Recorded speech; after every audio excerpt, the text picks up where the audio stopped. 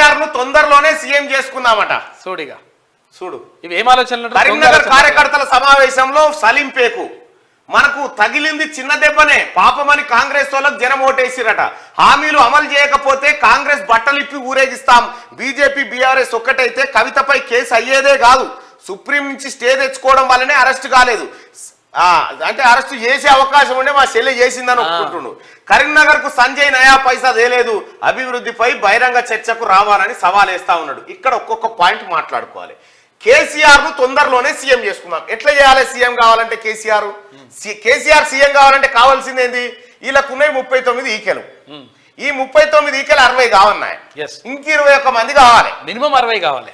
21 మంది కావాలి, మినిమం 60 కావాలి. 60 లేరు కదా అంటే ఏంది ఈయన ఆలోచన? ఇతర పార్టీలకు ఈ దొంగతనంగా సంపాదించిన పైసలు ఇచ్చి ఎమ్మెల్యేలను కొందాం. ఇలా ఉపాయం. అట్లా కొంటే తప్ప కేసీఆర్ అయితే ముఖ్యమంత్రి కాలేడు కదా, ఏం చేసినా కాలేడుగా. మరి మీ ఆలోచన ఏందన్నట్టు? ప్రజాస్వామ్యాన్ని కూలీ చేయడానికి కుయుక్తులు పన్నుతుందన్నట్టే కదా. ముఖ్యమంత్రి గారు, గౌరవ ముఖ్యమంత్రి గారు రేవంత్ రెడ్డి గారు ఎందుకు ఉపేక్షిస్తా ఉన్నారు ఇటువంటి? ఎందుకు టైంపాస్ ఇంకా ఈయనతోటి అవసరం లేదు. ఇంత ఒకటి, కేసీఆర్ ను తొందరలోనే సీఎం చేసుకుందాం. కేసీఆర్ ను సీఎం చేసుడు తర్వాత ముందు ఆ తొంటికో అట్లయితే చూడు, ఆ ఎడమతోటి పాప తొందరలోనే కోలుకుంటాడంటే ఓ మాట అర్థం పరదంగా, తొందరలోనే సీఎం అంటే ఇంకెక్కడి సీఎం, ఇంకెక్కడ టీఆర్ఎస్ పార్టీ? మీ దుకాణం అయిపోయింది. మీది ఇప్పుడు దింపుడు గల్లెం కాడుంది. ఇప్పుడు అంటే అని ఊతున్నావు. ఇప్పుడు బీఆర్ఎస్ పార్టీలో లేస్తారేమో అని ఊతున్నావు కానీ లేవదు అది.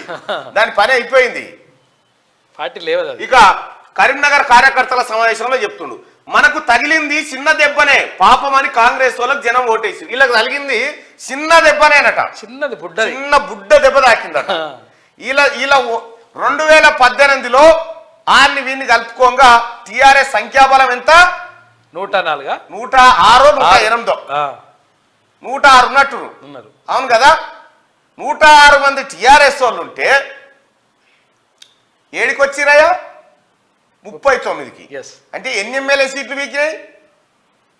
3వ వంతు ఖతం అయిపోయింది కదా. ఎన్ని పోయినట్టు? 3వ వంతు అటు ఇటు 60 వీకినాయి. 50 పైసలకు ఎమ్మెల్యేలు ఓడిపోయారు. చిన్నదేపనా ఇది? మనకు తగిలింది చిన్న దెబ్బనే అంటుండు. ఆ నలుగురు అంటే ఆ నలుగురు వీకే, ఆ నలుగురు అని మొయినాబాద్ ఫామ్ హౌస్ కాడ పెడితే నలుగురు వీకే, ఒక్కడు గెలవకపోయి. హామీలు అమలు చేయకపోతే కాంగ్రెస్ బట్టలు ఇప్పి ఊరేగిస్తాం. ఆల్రెడీ అమలు చేసిన హామీ ఎవరు? మహిళలకు ఫ్రీగా ఉచిత రవాణా అమలు చేసిన హామీ కాంగ్రెస్ పార్టీ ఒక హామీ అమలు చేసింది కదా. కనీసం నీ అంజాన్ని ఇప్పాలి కదా. ఇప్పుడు మేము ఇప్పాలి. కాంగ్రెస్ పార్టీ 6 గ్యారంటీలు అమలు చేయకపోతే అంగిప్తా అంటున్నావు కదా. ఇవి ఒకటి అమలు చేసింది కదా, రెండోది అమలు చేసింది కదా ఆరోగ్యశ్రీని.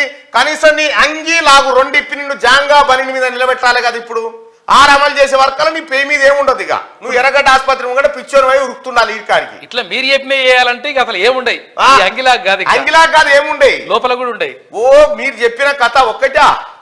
ఒక్క లెక్కనా మీరు చెప్పింది? చందమామని తెచ్చి పెడితే మీరు సిగ్గుండాలేమన్నా. నిరుద్యోగులకు భృతి అంటే ఏది? ఒక్కనికి ఇచ్చినవా? 3 ఎకరాల భూమి, దళిత బంధు, దళిత సీఎం ఒక్క కథనా? ఈ మీ ఒంటి మీద నూలుపో ఉండదు ఈ పాటికి. మరి ఈ లెక్కన యువకులు ఏం చేయరు, ఏం చేయలేరు. నిరుద్యోగులు ఏం చేయలేరు. చూసినావుగా, తీసి కొట్టలే. ఇక హామీలు అమలు చేయకపోతే బట్టలు ఇప్పి ఊరేగిస్తామట. ఇంకా 2 రోజులు అయితే నిన్నే ఊరేగిస్తారు. పిచ్చోడు వచ్చిండ్రా మురుకు రాజా అని. సుప్రీంకోర్టు స్టే తెచ్చుకోవడం వల్లనే అరెస్ట్ కాలేదు కవితనట. ఈ మాట్లాడుకుందాం కానీ ప్రజల్ని ఇన్వాల్వ్ చేద్దాం దీంట్లోకి. ఒకటి, ప్రజలారా, కేటీ రామారావుకు ఏమన్నా అంటే మతి స్థిమితం అయినట్టు మీకు అనిపిస్తుందా? అనిపించినట్టు చెప్పండి. ఏమైనా మాటలు చూస్తున్నైతే అట్లనే అనిపిస్తుంది.